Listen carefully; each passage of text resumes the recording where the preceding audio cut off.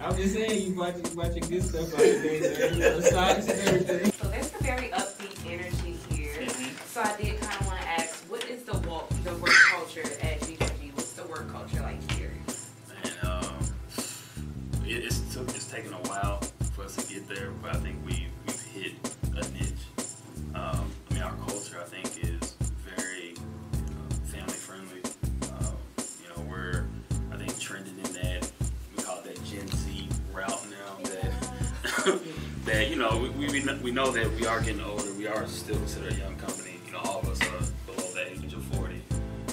So I think we have to cater to what we can attract. And I think right now we are preparing ourselves for, you know, that long stride of our company. So I think in having that, you know, having that culture, having that youthful culture behind it, you know, not just that same stereotypical, you know, construction, hire, you know, that kind of that upper echelon type of background. So I think one of the biggest things, if I could say, as far as culture-wise, is, you know, we want to be diverse. And I think, you know, it's been times even for us it's uncomfortable. You know, we have a new marketing director. She's came in and brought these great ideas to our company, and it's somewhat uncomfortable for us because, like, we've seen where we came from the corporate America environment. You know, everything by the book. You know, because of the color of your skin or who you are, you have to carry yourself a certain way, and we have to be kind of pushed out of the box. You know, in that environment. So that's just all I'll say. Yeah, for me, I mean, similar to Ben said, I think if I can land in one sentence, I just say we have a culture where you can be yourself. Like, you know, and by me saying that, everybody's different. You know, between me, Mike, and Vince, we have totally different personalities, but it's not right or wrong. It's just us. And I think to be able to work for an organization where you can just be you, I think for me at least, it just means the world. For us being Vince, we're jokers, and for us to be able to joke, resident meetings in the hallways, when our team members see that, you know, it lets the corporate shell down rather well. I can be yourself. We recently did a TikTok video where Mike, our CEO, you know, he had like this rap video that they did, and he was being him. And as a result of that, you know, several people came in and said, man, by the way, your video is really fun. Externally, I'm not even talking about our employees, like externally. And I think that's what, for me, building a long-lasting organization where you can just make employees comfortable for who they are, and that means the world to me. Yeah, I mean, they hit it on the head. I mean, we have fun, we work hard, we play hard, and, you know, we've got, you know, a very clear mission, vision, and values, you know, that we stick by. You know, pride is kind of where we use our acronym that summarizes that. But I think everybody has a mindset of, you know, we have clear expectations of how we do our work, you know, and we don't micromanage, but at the same time, is you have opportunity to come to work every day and have fun. You know, whether that's in the break room or joking in meetings, but, you know, that same passion, you know, filters over when things aren't going the best, right? And, you know, we have open door policy to all of our executives, but also the right to challenge anything that's on the table. I think our employees appreciate that, to where all of our decisions are not orders from top down. It's a collaborative environment where everybody can add value. Okay. So what are some of the things that you guys are working on right now at the moment? So we just been awarded some signature jobs here in the New Orleans area, YWCA. That's going to be on Tulane and that little strip. But that's going to be one of our bigger projects that we're going to be kind of commencing to. And then we're doing some stuff with the Terrebonne General Hospital, the oncology expansion, and that we have some other plays in the fire as well. And then also outside of New Orleans as well. So in Georgia, Atlanta, we have a development working on as well. Then also there's some other projects, just finishing up the Audubon Zoo Capital One stage pavilion. So that's pretty exciting. My boys love going there. We have the, like they call the annual passes.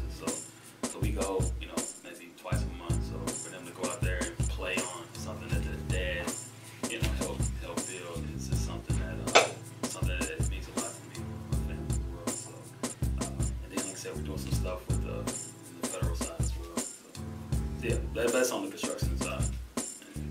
Yeah, I mean, from a numbers perspective, on the construction side, we have around $20-25 million of working projects in the pipeline, including the project that Vince just said. And that's just for 2022. Yeah, it's for 2022. I'm looking at the wall.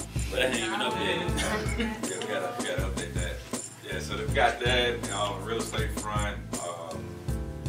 On the multifamily side, we gonna be closing on another apartment complex here in the next 90 days or so. It's around 124 units, I want to say. So, you know, excited about that. I think might check on some more of the other stuff, but you know, we got a lot of stuff going on. We're super grateful for it.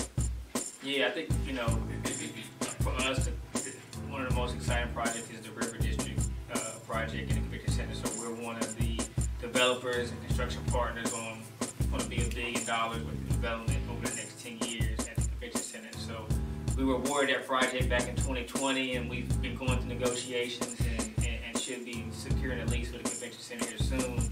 But for us to be plugged into that project the way we are is a game changer for our company, and it's going to be a legacy of entertainment, housing, office, hotel, museum. You know, there's so many elements to that development, and to have VPG's hands in that is something that, you know, we're proud to say, but also excited to be able to execute. Is there a mission here at VPG that makes it just like a stellar organization? Yes, it is. I'm looking. Hey, you guys on the spot. We ain't got that one memorized yet.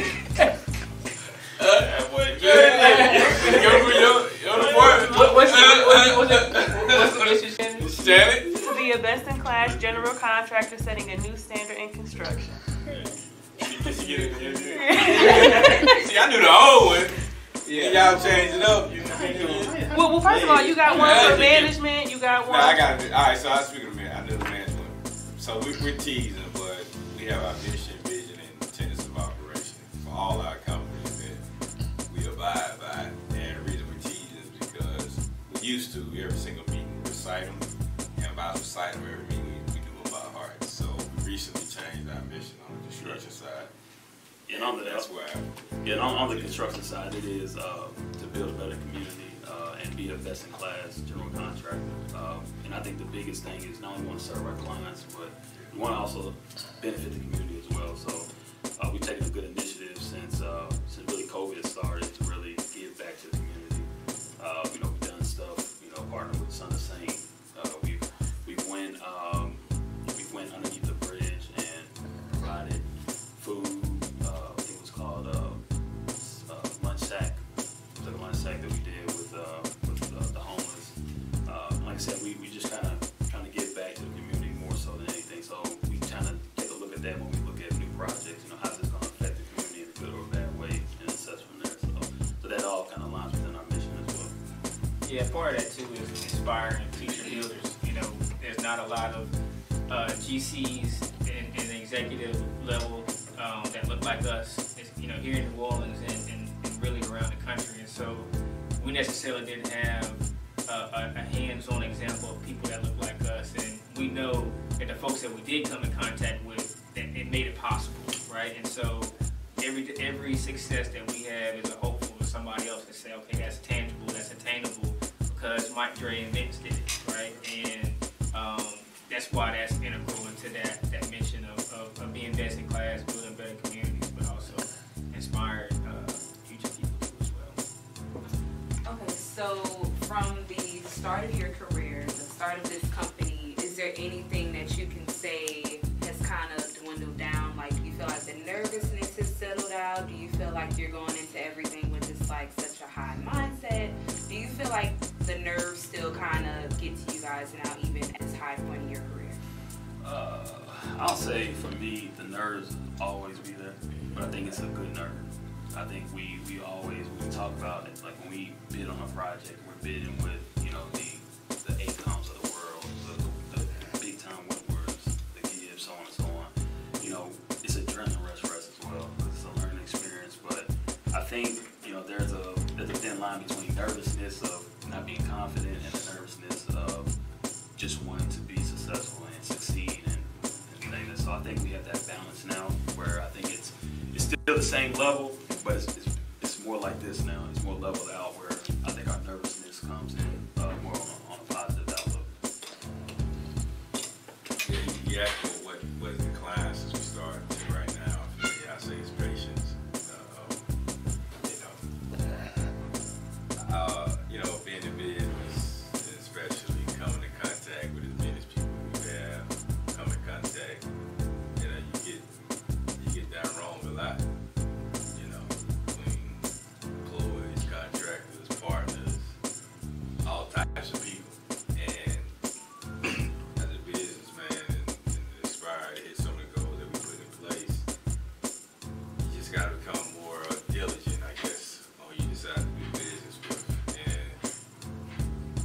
We never figure it out completely, because people are going to be people, but, you know, just moving forward to where I'm at is just figuring out more and more how to tighten up that discernment too, you know, where you can, to the best of your ability, try to see who to do business with. And sometimes that can come off as being a jerk, but I don't do it in a jerky manner. Shannon don't do it. Saying all types of stuff in our head. But, you know, but also me being a spiritual man, I'm a Christian. You have to go the route, right, where you got to treat others, you want to be treated. So that's one of, for me, like, one of the challenges in the business, man, is just trying to operate in spiritual principles when you stand in a capitalist, you're working in a capitalist world where the next man really don't give a rat's butt about spiritual principles. You know what I mean? And all three of us, we've definitely been in those rules where when a guy plays like this, short term it may seem like he has the upper hand, but what we learn long term, it can't working in our favor. So whoever watching this interview, like, that's something that if you really want to grow in business, I'll say stay true to your core, because it may look like this situation or this person may have the upper hand, but if you really stay true to your core and keep that character, it's gonna work out in favor. I don't know how I came sidetracked way over here when you asked me about 10 years down the road, but like that's where I just feel like I do want that to be known to anybody that's listening to this. Yeah, I mean, I think the nervousness, or, you know, the drive, I think is always stayed the same, because our company is constantly growing, we're constantly evolving. We started from, you know, really 2 employees and, you know, up to 35 plus employees in our organization. And that's a responsibility in itself, right? Is wake up every day knowing that, you know, you're responsible and your company is responsible for investing in people being able to feed their families, is not something that the 3 of us, you know, take lightly. And as projects get bigger, you know, your skill set has got to grow as well too. I mean, one thing I'll give kudos is to everybody at this table is like we're constantly learning, constantly evolving, constantly stretching ourselves. That way, that adrenaline rush still stays there, right? If we're still working on $50,000 bench jobs, you know, we probably can do that in our sleep. But every year, every month, you know, we're looking at opportunities on how we get better. You know, and even in the same presentations that we do, the presentations get bigger and opportunities get bigger. The same butterflies we used to have before the step show, you know, the same butterflies we have before we go pitch to a $50 million deal. And I think, you know, hopefully that grows to, you know, those butterflies